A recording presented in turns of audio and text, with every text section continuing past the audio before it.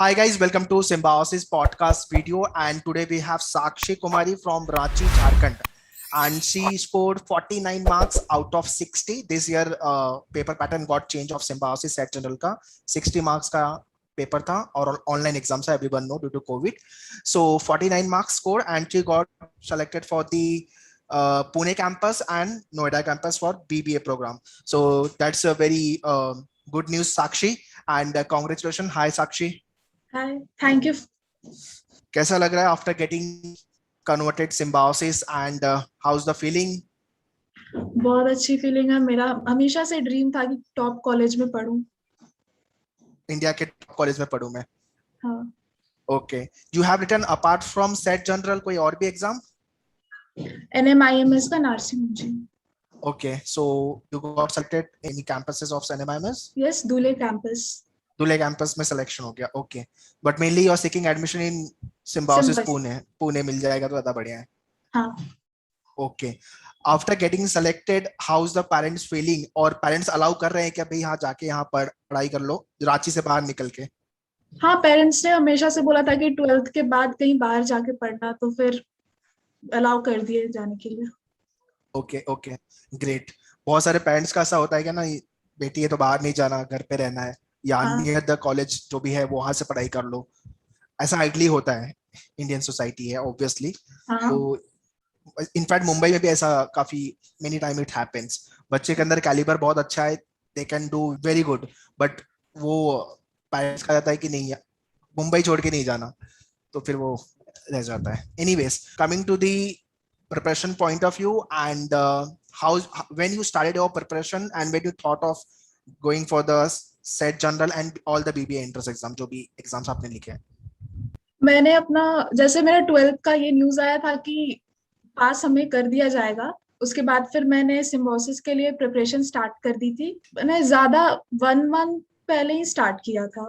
Ideally people start their preparation right after 10th or right after 11th. That is the very good and the ideal time to start your preparation, because कैसा होता है कि जब आप 10th से 11th में जाते हैं तो एक साल का टाइम होता है प्रिपरेशन को लेकर के। हाँ। और जब आप 11th से 12th में जाते हो तो आपके पास दो चीजें बैलेंस करनी होती है, 12th के एग्जाम्स को भी बैलेंस करना है और एंट्रेंस को भी बैलेंस करना है। हाँ। तो वो थोड़ा सा एक टफ टाइम हो जाता है स्टूडेंट्स के लिए। सो आइडियल टाइम जो है, जल्दी स्टार्ट करेंगे प्रिपरेशन तो बेटर है। लेकिन Yes. मुझे पहले पता नहीं था ये इतना इसके बारे में, तो फिर मैंने 12th के बाद रिसर्च किया जब मैं 12th में, इसलिए मैंने इतने लेट से स्टार्ट किया। ओके, ये भी एक बहुत पॉइंट है, इंपॉर्टेंट पॉइंट है कि maximum student not aware of कि एंट्रेंस एग्जाम लिखना है इस कॉलेज में जाने के लिए। हाँ। और ये सारे कॉलेजेस है जो इंडिया लेवल पे आते हैं, जिसकी प्लेसमेंट, कैंपस, करिकुलम सब कुछ बहुत अच्छा है। जी। तो ये एक अवेयरनेस का एक प्रॉब्लम है। ये आई थिंक मुंबई में भी ये काफी है, but gradually people are getting aware of all this exam, like IPM को लेके, IIMS को लेकर के, अभी जो जिपमेट चालू हो गया है, देन क्राइस्ट, NMIMS सेट, सबको लेके धीरे धीरे अवेयरनेस आ रही है। Okay, so awareness, those who are watching this podcast, do share this video to all of your relative friend, तो उनको भी मालूम पड़े कि ये सारे एंट्रेंस लिखने होते हैं एंड इसके लिए क्या क्या प्रिपरेशन करनी होती है। Okay Sakshi, coming back to your preparation, so what was your daily routine in terms of the preparation? कुछ ऐसा बनाया था आपने कि मॉर्निंग में ये पढ़ना है, then afternoon, then evening, then mock लिखना है, बुक से प्रैक्टिस करने हैं? नहीं, मैं पहले एक चैप्टर कंप्लीट करती थी, फिर उसका मैं प्रिपरेशन, जितने क्वेश्चंस रहते थे दिए हुए साइट पे, मैं वो सारे बनाती थी। मैं बस चैप्टर वाइज करती गई, ऐसा कोई मैंने प्लान या शेड्यूल नहीं बनाया था। Okay okay, so coming to your academic, आपका एकेडमिक ने आपको कितना हेल्प किया आपके एंट्रेंस में? एकेडमिक, इंग्लिश सब तो एकेडमिक से ही मैंने लिखा। ऐसे मैथ्स मैंने 12th में ऑप्ट नहीं किया था, तो फिर उसमें मुझे थोड़ा प्रॉब्लम आया, फिर वो मैंने साइट से जाके चेक किया। लेकिन बाकी तो आई थिंक एकेडमिक ही हेल्प किया है। Okay okay, so since you belong to CBSE background, तो इंग्लिश में एक एड ऑन था ऐसा? हाँ, ऐसा ही था। अच्छा, ओके। सो BBA ही करना है, ये कब डिसाइड किया आपने? ये एक्चुअली मेरे मॉम डैड दोनों एंटरप्रेन्योर्स हैं, तो फिर ओ, उसके बाद जब मैंने उनके फर्म पे विजिट करती थी तो मुझे लगा कि मुझे BBA करना चाहिए। BBA के बाद फिर मैंने MBA का भी सोचा है। oh wow, great. So MBA के लिए then again entrance exam is there? Yes. Okay, great. So basically mom dad they are in entrepreneurship, तो being a daughter obviously अपने को भी सेम फील्ड में जाना है। हाँ। क्लियर है? Great. Okay, so coming to the mock test, so you must have written the mock test, right? And basically before that, Sakshi joined us for the mock test and the interview program at Manure. So yes, Sakshi, तो mock test की planning क्या थी? कितने mock test लिखे आपने? What was your highest score in the mock? Score तो मुझे याद नहीं है, हम्म बट मैंने 3-4 मॉक टेस्ट दिए थे सिम्बायोसिस के, हम्म और NMIMS के भी 2 दिए थे।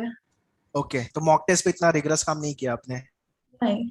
आइडली आई एडवाइस कि आप मॉक टेस्ट को ज्यादा सीरियसली लेके काम करोगे, so you can build up your mock test strategy और D day strategy, you get to know your strong and weak area. तो वो सब मॉक टेस्ट से होता है। टाइम मैनेजमेंट सबसे ज्यादा इंपॉर्टेंट पार्ट। तो आपको इनफैक्ट 10+ मॉक तो लिखने चाहिए, right?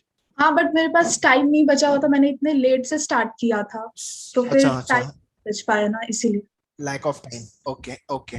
So far you got shortlisted for Symbiosis and Noida campus. अभी आज ही इंटरव्यू है पुणे को लेकर के और नोएडा को लेके कल है। So hope वहां पे भी अपना फाइनल सिलेक्शंस हो जाएगा। Any tips or session Sakshi you want to give to the upcoming year aspirant?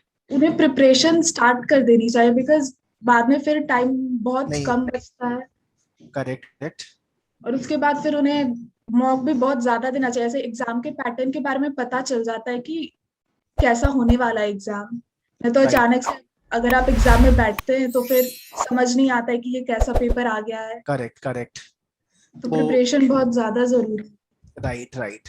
So as Sakshi mention and I also keep on saying कि जितने जल्दी प्रिपरेशन चालू करोगे राइट आफ्टर योर 10th और राइट आफ्टर योर 11th, जितना जल्दी हो सकता है। 11th में करोगे तो दो चीज बैलेंस करनी है, का 12th बोर्ड का और दूसरा आपका एंट्रेंस एग्जाम।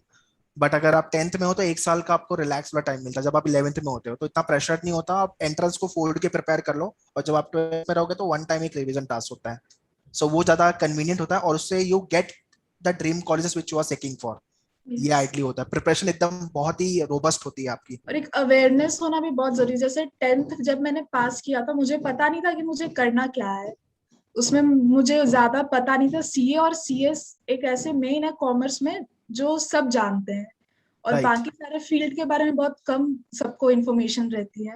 Right right. तो एक awareness about the courses, about the exam, career counselling basically थोड़ा सा एक इंपॉर्टेंट हो जाता है। हाँ। ओके, सो ये सारे पैरामीटर्स पे kindly you people also keep on working, and that's all from Sakshi from our end. Thank you for joining and giving us brief information about your preparation and obviously your experience which you have gone throughout your preparation.